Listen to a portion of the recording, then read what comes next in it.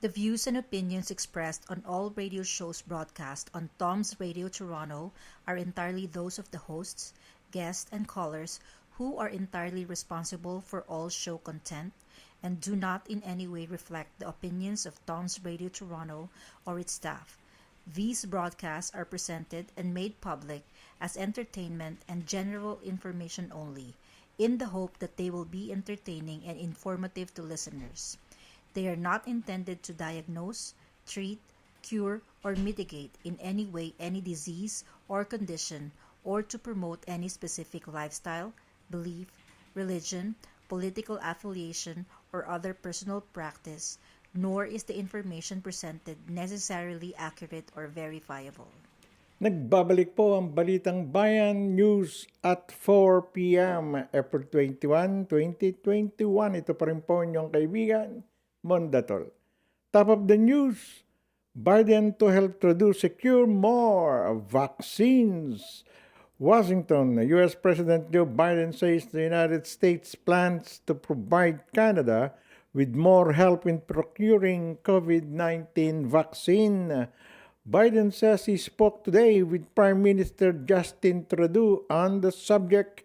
He says the White House is looking at what to do with vaccines that aren't currently used in the U.S. That's likely a reference to the Oxford AstraZeneca shot, which has been approved for use by Health Canada but not by the U.S. Food and Drug Administration. The U.S. has already provided Canada with about 1.5 million doses of the AstraZeneca vaccine and gave 2.5 million doses to Mexico. The president says he spoke with Trudeau today for about half an hour, describing him as someone who is working hard to help his country deal with the pandemic. Alright, COVID-19 infections in Ontario shoot back past 4,200 with ICU admissions near 800. Wow. Deadline Toronto, April 21, COVID-19 infections in Ontario shot back past 4,200 today as the number of patients in an intensive care unit with the disease nears 800. The 4,212 new cases mark a sharp increase over Tuesday's total when 3,469 were logged. Before that, daily case numbers in the province had remained above 4,000 mark for the better part of the week. Today's report also marks the highest number of patients Ontario has ever seen in an ICU with COVID-19. Of the 2,335 in hospital with the disease, 790 are being treated in intensive care and 566 are breathing with the assistance of a ventilator. Labs across the province processed 51,877 tests in the last 24-hour period, yielding a possibility rate of 7.9 according to the Minister of Health, which is down from the 10% recorded a day earlier. Since the pandemic began, Ontario has logged 429,123 lab-confirmed cases of the disease, including 378,417 recoveries and 7,789 deaths. Data provided by the government shows that 32 of those deaths were reported in the last 24 hours alone. This brings the active number of COVID-19 infections across the province to 42,917. The 7-day average for number of cases reported is 4,326. This time last week, the number was 4,208. Most of the cases reported today were found in Toronto with 1,249 Peel region with 771 and York region with 386. Other public health units that reported cases in numbers in the triple digits include Hamilton with 276, Durham region with 214, Niagara region with 201, Ottawa 177, Halton region with 168, Simcoe Muskoka with 124, Waterloo with 120, and Middlesex London with 117. Ontario is under a province-wide stay-at-home order until at least May 20. Well, rumors are brewing around now for an early federal election. Well, let's read a story about it. A pair of proposed changes to the federal budget put forward by opposition parties will determine whether the minority Liberal government will fall, triggering a process that could culminate in an election. The government said it has informed opposition parties that 2 votes in the House of Commons on a block Quebec sub-amendment today and a conservative amendment Thursday or tomorrow are considered confidence votes. Well, a third opportunity to pass judgment on the massive budget comes next Monday when the House votes on the main motion to approve the government's budget policy. Prime Minister Justin Trudeau's Liberal government needs the backing of at least one of the 3 main opposition parties to survive a vote of confidence and avoid the imminent possibility of tumbling the country into an election campaign as it juggles the COVID-19 pandemic, the country, or possibility of tumbling the country into an election. The 3 New Democrats will vote in favor of the bloc sub-amendment that seeks to beef up health transfers and old security payments, but the rest of the 24-member NDP caucus will vote against it in order to prop up the government on a confidence matter, said NDP leader Jagmeet Singh. The 3 yes will signal New Democrat support in principle for the move while steering clear of toppling the government, Singh said. Well, Canadians have said as well that having an election right now would be unfair and unsafe for them. And I agree, Singh told reporters this morning and added, I will not be voting for an election. Probably that answers it all. Because only an opposition backup to his minority Liberal Party could prevent a spring or rather a fall election. Aba, nakuha na ni Prime Minister Trudeau itong si Singh.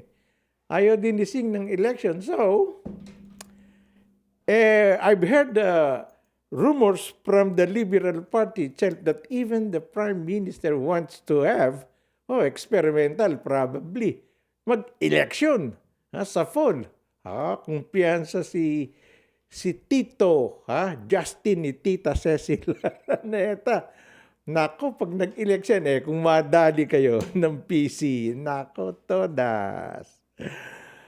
Well, sa pagpapatuloy po ng ating 4 o'clock news, US naglawas ng travel advisory versus Pilipinas. Nako, dateline ni Washington. Pinagbawalan ng Estados Unidos ang kanilang mga mamamayan na magtungo sa Pilipinas dahil sa mataas na kaso ng COVID-19. Patay. Sa inilawas na travel advisor ng US Department, sinabi nito na hindi dapat magtungo dito sa Pilipinas ang mga Amerikano dahil sa very high risk level ng COVID-19 bukod sa pagtaas ng krimen, terorismo, civil unrest at kidnapping. Naku po. Do not travel to the Philippines due to COVID-19. Additionally, exercise increased caution due to crime, terrorism, civil unrest, and kidnapping. Well, yan po ang nakasaad sa travel advisory ng US State Department. Nabati din sa travel advisory na naglabas ang Center for Disease Control and Prevention or CDC ng Amerika na level 4 travel notice sa Pilipinas dahil sa napakataas na kaso ng COVID-19. Baka abutin na raw po na 1,000,000 bago magkatapusan ng Abril. Well, kung hindi naman umano maiiwasan ang pagpunta sa Pilipinas, ay dapat makumpleto ang bakuna at sumunod sa health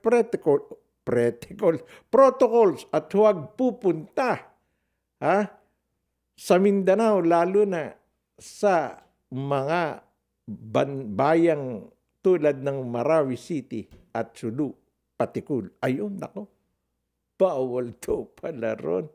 Nak ng dragon, yun ang ating sinasabi. Alright. Dual citizen ng Pilipinas. Mabigat to. Dual citizens should show proof of citizenship to enter the Philippines. Naku po, mahirap magbiyahe ngayon yung walang... Ito, basahin natin istorya. The Department of Foreign Affairs yesterday advised Filipino dual citizens who wish to travel to the Philippines to secure documents as proof of Philippine citizenship to prevent any inconvenience with airline companies and immigration authorities. This includes the valid Philippine passport, identification certificate or IC, or certificate of reacquisition or retention of Philippine citizenship or CRPC. The said document should also be presented upon departure. Failure to present the necessary document as required by the immigration authorities shall warrant the imposition of fines and penalties imposed on foreigners who overstayed in the country, the DFA said. Well, I talked to the consulate people yesterday at tinanong ko nga ito, hindi ba pwedeng magbiyahe? Pilipino ka, doon ka pinanganak, nagkataon lang naging citizen ka ng Canada or America. But you are not a dual citizen. May mag-asawa kasi, nagpatulong sa akin, nagpapatanong. Yung lalaki, pareha silang American citizen. Ang problema, yung lalaki dual citizen, yung babae hindi. So yung lalaki makakauwi po because of dual citizenship na status niya. Yung babae ngayon hindi dahil suspendido ang balikbayan program. Yung babae pwede po kung hindi suspendido ang balikbayan program ng Pilipinas. Sapagkat balikbayan yun. Sa pangalan pa lang Pilipino Saka ngayon, kung hindi siya dual citizen, he has to acquire or get or paid or magbayad ka ng visa. Ayan, Philippine visa to call or rather to travel to the Philippines. Considered foreigner na itong Pilipinang American citizen. Ang tanong, kailangan dito, kahit dual citizen ka, present your Philippine passport. Kaming mga dual citizen dito sa Canada, ala po kaming Philippine passport. Does it mean hindi kami matatanggap sa Pilipinas kahit dual citizen kami at ang ipipresenta namin yung Canadian passport namin? That is a gray area, very gray area. Hindi po ba?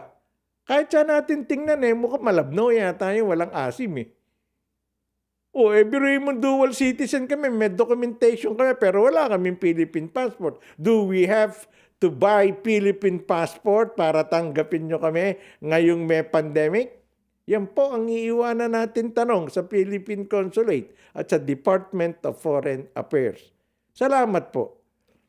Well, magbabalik po ang Balitang Bayan News at 4 at ang tanong ito, magkakaroon daw ng Philippine-Canada Labor Agreement. Coming soon, sabi ng DOLE. Totoo ba to? Fake news or may kababalaghan? Magbabalik po ang News at 4. Are you an international student who has recently graduated from a Canadian post-secondary school? If you have graduated from a designated learning institution, you could be eligible to apply for permanent residency under the new pathway set out by Immigration, Refugees, and Citizenship Canada.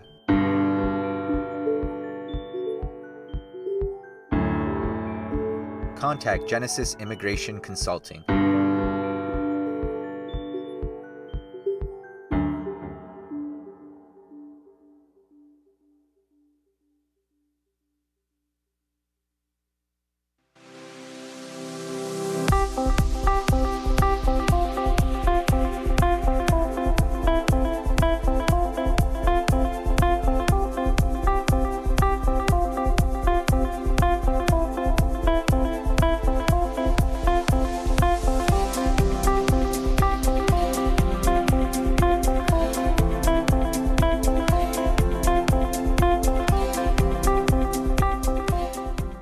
News at 4 is back with your friend Mon Datol. At syempre po, salamat muli sa lahat ng mga frontliners, health workers at essential workers tulad po naming nasa media.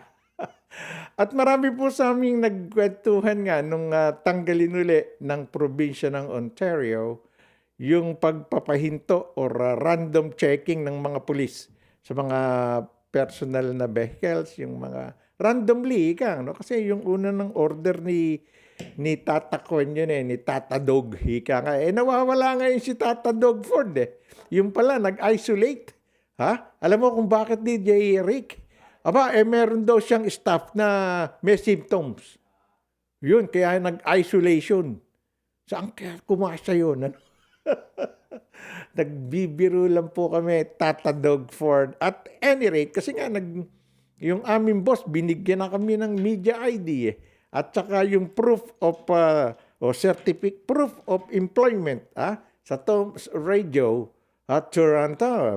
Biro mo, bago na naman yung press ID, nakasabit na naman sa kotse. Ayun, ganun yan. Parang pag sinita ka, ayun, tatrabaho kami. Yung ganun. At any rate, ito po yung sinasabi ko, Philippine-Canada Labor Agreement daw coming soon, sabi ng DOLE.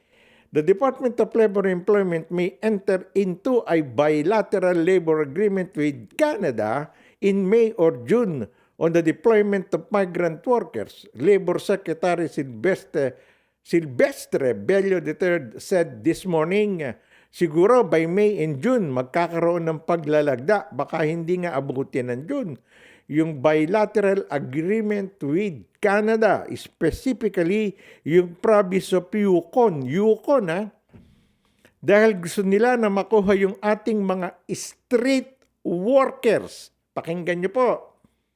Mangangailangan daw ang probinsya ng Yukon ng street workers, mga teachers, mga chef. He said in an interview with ABS-CBN's Teleradio, i-Englishin natin. Maybe by May and June, we can sign a bilateral agreement with Canada, specifically the province of Yukon, because they want our street workers, teachers, and chef. Bello also said Russia had expressed had expressed interest in entering into a bilateral agreement with the Philippines for migrant workers. May nag-comment. Sabi nung isang nag-comment, Ricardo ang pangalan, Bello is ignoramus and deceitful secretary. He doesn't even know the most basic jurisdiction in Canada.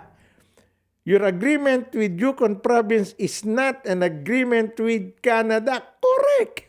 Yukon is a province. Ang agreement sinasabi niya with Canada. Yukon, yung pong Yukon tulad ng Ontario, iba pong mga probinsya rito, has nominee program only if there is an employer who is willing to hire foreign workers. At yung sinasabi pong street worker for Yukon. Naknan Dragon, sabi ko nga. Dito nga sa Toronto, walang street worker May nagwawalis ba sa kalsada rito? Wala po. Baka sinasabi niyang street worker, yung nagtitinda sa kalye. Meron po. May mga nagtitinda sa Toronto pero may mga health con yun, certificate yun. O sinong gagawin nila? Ibig ba sabihin yung Yukon province maglalagay ng mga street food cart doon at ang pagtitindahin mga Pilipinong street worker. Hindi ba simple-simple yung street workers? Anong trabaho sa Yukon ng street workers? Kailan sila magtatrabaho? Pag nag-winter po, pinakamalalamig sa mga lugar na yun. Kailan liwanagin ito ni Bello? No? Bello pala. Bello, whatever. Bello is the same. Silvestre Bello III ng Dole. Ayan. Ay, nako. Sana nga po. May mga provincial nominee po yun. Anyway, ang dami kasing gustong amuyong na magpasiklab kay Presidente. Anyway, kukonsulta po ka sa ating immigration consultant na Genesis kung totoong ang Yukon nangangailangan ng mga street workers. Okay, pwedeng mangailangan ng chef, yung ganon. Alam naman chef kahit saan yan Pero street workers sa Yukon, I doubt. Department of Justice nagbabala sa mapanganib na video link sa Facebook. Nako, maraming nahuhumaling sa Facebook. Alright. Nagbabala ang Department of Justice sa mga Facebook users sa Pilipinas laban sa kumakalat na malisyosong video link na maaaring gamit ng mga spammers at mga scammers sa internet. Kahapon, napakaraming reklamo ang pinaabot ng mga Facebook users sa pagtatag sa kanila. Itatag po, hindi pagtatag na gano'n. Pagtatag sa kanilang pangalan sa mga video link na kapag binuksan ay isang adult video. Naranasan mo na ba yan na DJ Ricky Q? Ako?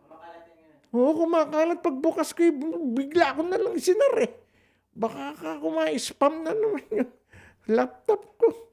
Well, nagbabala ang DOJ na huwag i-click ang anumang link dahil sa maaaring ma-activate nito ang malware na kukuha sa mga importing datos ng user. When clicked, it will result in the automatic and random tagging in the same post of other Facebook account user. Ayon sa DOJ Office of Cybercrime. Well, ayon sa DOJ OOC, natanggal na ang mga malisyosong page link at naparusahan na ang mga administrator nito noon. Maaari silang masampahan ng kasong paglabag sa Republic Act 10175 o ang Cybercrimes Prevention Act of 2012 nga. Anong pa pala 2012 yung cybercrime? Alright. Well, balita pong 20 sailors, ayan, missing from cargo vessel grounded in Surigao del Norte, sa Baguio ata ito Search and rescue operations are underway for 20 missing crew members of a cargo ship that ran around along the shoreline of Malimono in Surigao del Norte, the Philippine Coast Guard said yesterday. A Coast Guard spokesperson said the maritime incident involving LCT Cebu Great Ocean happened last Monday afternoon when rough sea conditions were reported due to Typhoon Bising International Name Surigay. The cargo ship was said to be loaded with nickel ore and some 2,000 liters of diesel. PCG's station in the province said it deployed a team to search for the crew members and check for oil spill in the waters. Commodore Armand Balilo, PCG spokesperson, said the crew was forced to abandon ship following the incident and there was still contact with the life raft this morning. The operations, however, had been difficult due to strong waves. PCG also temporarily suspended the ops on Monday evening due to poor visibility and rough seas. The Coast Guard official added that 2 aerial inspections were done. Rescuers saw no sign of the missing crew. PCG said it's still investigating if the incident was due to bising or caused by human error. Sana po makita yun. 20 yun na. Alam makita. Hindi naman po lumubog yung kanilang sasakyan. Andun, nakadaong na lang sa apat. Tinangay, siguro malalakas na alon yun. Sana ligtas po lahat yan. Sana po ligtas. Well, kung inyo pong nabalitaan na yung maginhawa community pantry, yung po ay sumikat. Kumalat na po sa buong kamay nilaan yan sa NCR at iba pa pong mga malalapit na probinsya. Ito po, pati ang grupong kinabibilangan ng ating mga kaibigan sa LGBTQ. Ayan. LGBTQ group launches Rainbow Community Pantry. Pantry po. Naalala ko tuloy yung ating si Ian Santillan, yung kanyang Rainbow Connection. Well, from Manila, Philippines, April 21, LGBT organization Bahagari launched their own version of community pantry in Tatalaon, Quezon City. In their official Facebook page, the group posted photos of members holding placards of the pantry in gay language. Gumeching batay sa Nedin Lustre. Kumuha yata ng mga kailangan, Parang ganon, Ian. The group said that their pantry was already out of stocks before noon. Wow! And they thank people who donated for their initiative. Wala pang 12 noon, ubus na ang laman ng ating #Rainbow Pantry. Maraming salamat sa Tagug Jama Pink at sa mga nag-donate, sabi ng grupo. Bahaghari also said that the community pantries all over the country do not have other motives other than to help those in need. Wala pong ulterior motives ang ating #community pantry. Talagang palpak ng gobyerno. Nanisip pa. Kaya tayo na lang to mga bestie, sabi nila. Well, wala na masisihan sa gobyerno.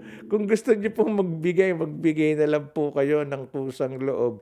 Lahat po ng bagay para sa inyo ay tinutulong na ng gobyerno. Ang problema nga lang po talaga, may mga member ng gabineto, ibang mga LGUs, ika nga natin, mga non-governmental organization na hindi mapigil yung kati ng kamay. Yung po ang problema, kaya galit na galit nga si Presidente Duterte. Hindi palpak ang gobyerno. Marami rin, hindi naman that much. May ilang mga kompo na talagang naluklok sa pwesto, nakikialam sa budget pinamimigay sa tao, tsaka yung pagbibigay ng mga goods, relief goods, inuuwi Hindi po kapalpakan ng gobyerno yan, mga kasama natin sa LGBTQ. Kaibigan ko po yung grupo nyo, LGBTQ+++ pa nga yan Hindi po, alisin natin sa isip na palpak pong palpak na gobyerno kahit sa buong mundo. May pagkukulang pero hindi palpak. Yan po ang isipin natin, walang palpak na gobyerno sa buong mundo. Kulang lang talaga. Sa serbisyo, hindi kapalpakan po yung may konting pagkukulang at yung maraming mga dayok-dok. Maraming mga bugok. Na imbis na itulong sa mga naghihirap, ninanakaw. Well, sabi nga ng grupo, wala pong ulterior motive ang #community pantry. The group vowed to be back tomorrow for more product to help the less fortunate. Sabi nga nila, bukas, attack ulit tayo for donation. Please drop them off. Ito po, sa mga nakikinig sa atin sa Pilipinas o sa Quezon City. Number 35, Scout Delgado, Barangay Laging Handa, Quezon City. Yan po ang bahaghari group ng LGBTQ group. Ayan, doon po kayo magdala. Ha? Kahit ano po, tigi-tigisang sardinas, tigi-tigisang kape, yung mga ganon, yung sobran nyo po sa bahay. Ha? Yung sobran lang sa bahay. Ako pinatawa kanina, meron po kasing napanood akong video. Ha? Ito po, totoo May 6 na babae. Pinuntahan yung isang maliit na pantry, ika nga na community pantry, kinuha lahat pati yung 2 tray na itlog. Nakuna ng video, nag-viral. Yung 6, sumama ang loob. Sinabi sa kanila, ba't yung kinuha lahat? Pinambigay naman daw doon sa kanilang mga kapitbahay na hindi makapunta doon sa lugar na yon. Alam niyo po, ganyan talaga ngayon Nakita 6 na babae, kinuha lahat yung nasa nakatiwangwang na yan sa lamesa. Nag-aapura pa nga Yung pala, sabi nila, tinanong din yung mga kapitbahay, binigyan po kanila kami ng ganon, pinamahagi din sa amin. Nahihiya na amin, 6, nag-viral sila, pinagkamalan silang magnanakaw at sakim. Hindi po kasakiman yan, pinamahagi lang. Pero ang dapat po yata, huwag niyong kukunin lahat. Yung mga taong gustong kinakapos, pumunta kayo. Kanya-kanya pong kuha. Hindi yung ganong, napagbintangan tuloy sila ng kwan. Mga sakim. Okay po. Maganda po yung nangyayari. Sabi nga ng Malacanang, huwag niyong pakialaman, sabi sa mga pulis. Huwag niyong i-red tag. Tama lang po yun. Tumutulong lang sila. Pero sana nga po, yun lang, walang ulterior motive. Sabi nga nung Rainbow Connection. Yung Rainbow Group. Balit ng showbiz. Ayan. ABS-CBN files $40 million lawsuit versus 40 pirate sites. Ayan ABS-CBN. Media entertainment giant ABS-CBN Corporation has filed a $40 million lawsuit in the US against 40 domains pirating ABS-CBN's content and infringing its copyright and trademarks. The lawsuit entitled ABS-CBN versus 123 fullpinoymovieshop.com. Nako. Doon nata maraming lumalabas na DJ, libre libre pala. Ba't inihahablang ngayon ng ABS-CBN? Libre nga, pero kumukuha na advertisement dun sa site. Ayun. It was filed by the company in the U.S. District Court for the Southern District of Florida. ABS-CBN said the court recently issued the preliminary injunctions against the 40 pirate domains to take down the domains with the serving notice.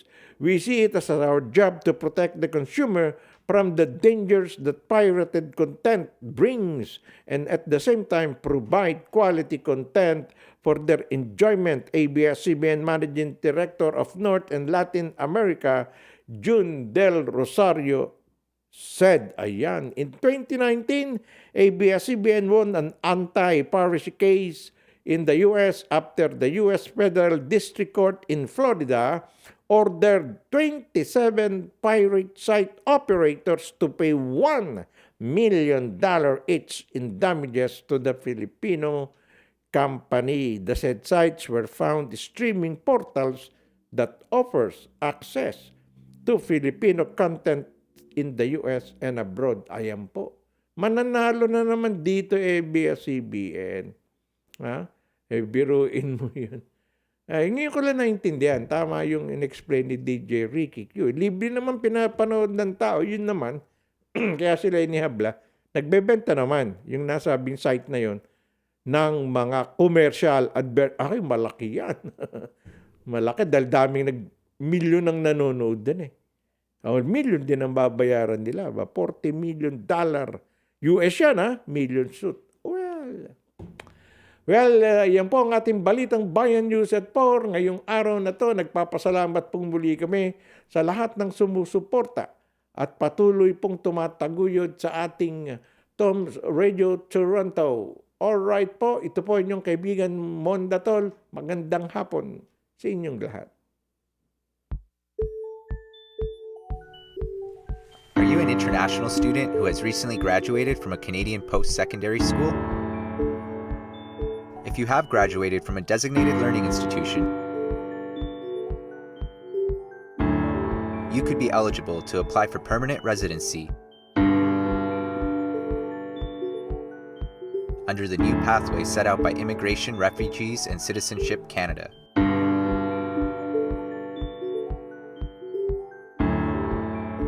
Contact Genesis Immigration Consulting